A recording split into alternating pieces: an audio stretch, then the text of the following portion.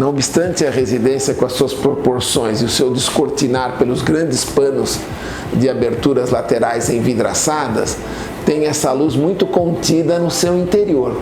Ele não procura manifestar nada que revele exteriormente a habitação, senão aquela luz que se pronuncia de dentro para fora, mas de uma maneira bem comedida efetivamente. E assim vai se dar também no que diz respeito ao tratamento muito pontualizado da valorização paisagística, e que também por zelo, cuidado e interesse dos próprios proprietários se mantém em acionamento em determinados períodos e não traduz aquilo numa constância de uso de modo a criar essas perturbações que eu comentei há pouco. Então, o paisagismo talvez seja um dos grandes protagonistas, né, no sentido de acentuar toda essa integração entre casa, interior iluminado e essa própria visão que se queira ter noturnamente da paisagem, focando o mar logo ao fundo.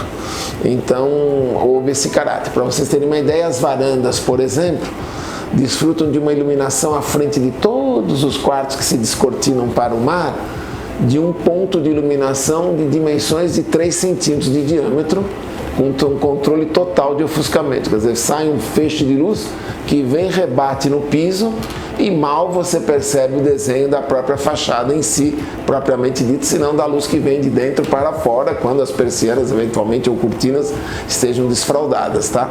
Então, esse cuidado foi tomado de uma maneira muito criteriosa nesse sentido. Não obstante também, toda a casa, lembrando agora, está dotada de recursos de automação.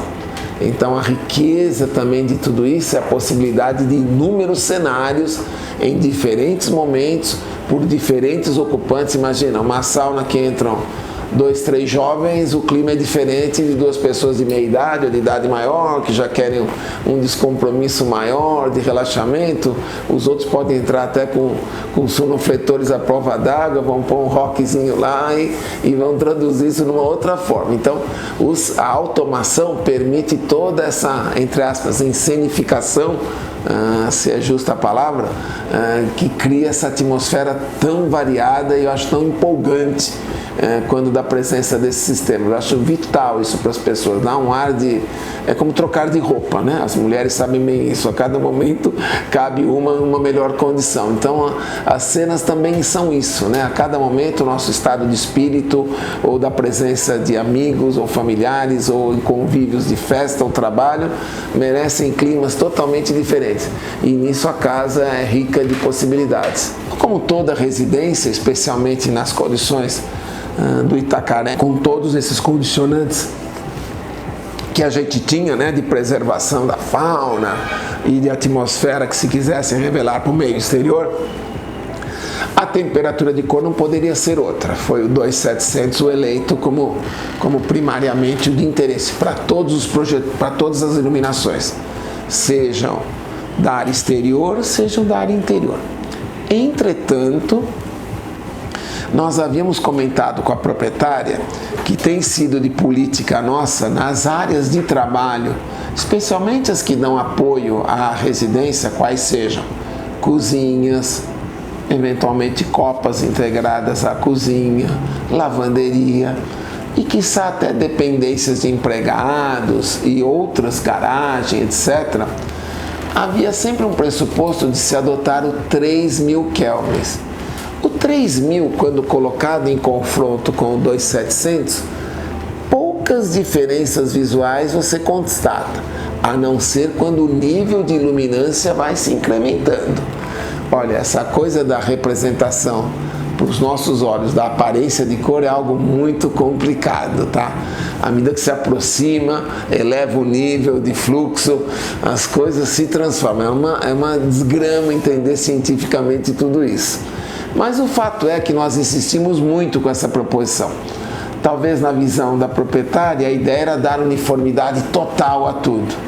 Não, quero porque quero, não quero a partir dessa proposição vossa de utilizar em determinadas áreas o 3000.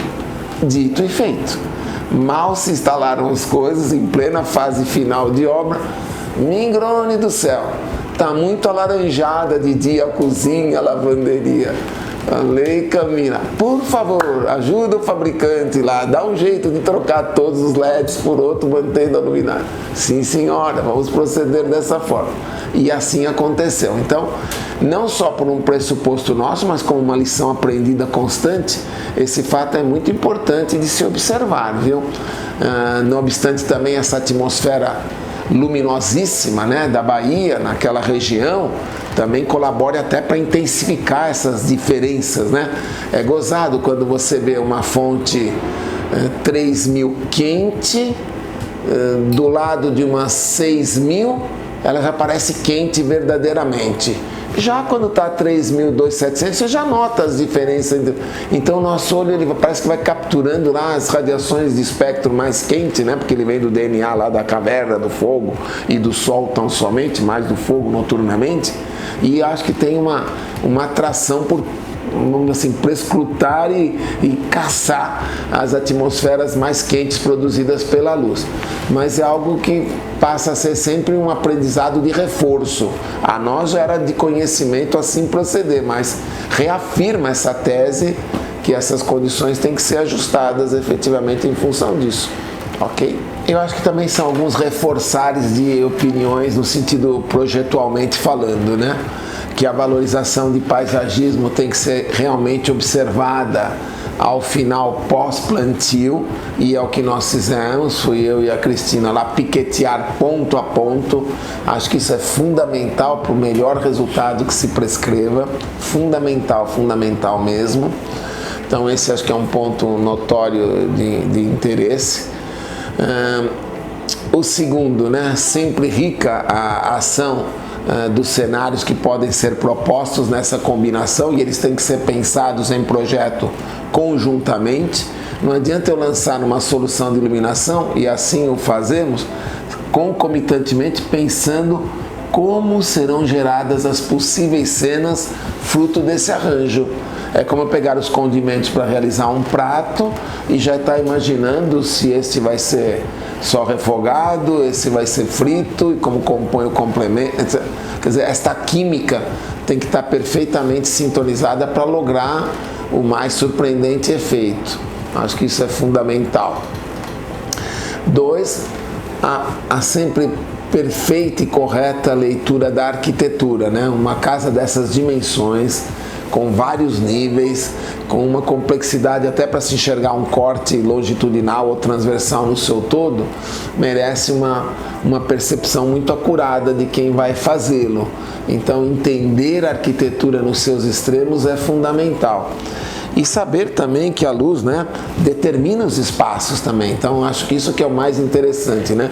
Quando eu adentro aquele hall, eu tenho uma conceituação de espacialidade completamente diferente da sala, que depois vai chegar à cozinha, que depois vai, embora todos estejam ali integrados, sem nenhum demérito para uma solução em relação à outra, mas criar essa harmonia, como que uma orquestra de ambientes tocando aí de forma sincronizada, né? Todas compondo o feito arquitetônico como um todo. Eu acho que esses são os pontos mais marcantes que a gente vivenciou em todo o processo, viu? Não me lembro mais nada aí que a gente pudesse relembrar, tá? E cada vez mais, né, exprimir que a luz é parte essencial da arquitetura, né? A gente tem sempre reafirmado isso, né? Um fato da arquitetura. Ela tem que estar completamente integrada, e é o que às vezes a gente conseguiu perceber nessa casa, né? Você mesmo salientou isso, vai ao living, quase você não vê a presença da luz, ela lá está, efetiva um resultado, se surpreende com o hall de entrada, visualiza todas as linearidades que a própria arquitetura já impôs no seu desenho macro, e que vai concorrer em determinados espaços pela presença da linearidade das luminárias que ali comparecem, tirando partidos das superfícies, ora por obras de arte, ora por texturas, ora pelo piso, conforme seja a situação. Acho que a beleza reside nessa diversidade integrada, né, sem torná-la exaustivamente repertorial, né, uma enciclopédia de soluções. Não é isso que se deseja, efetivamente. Acho que é isso. E foi muito interessante. Foi um dos projetos residenciais mais interessantes que a gente possa ter produzido.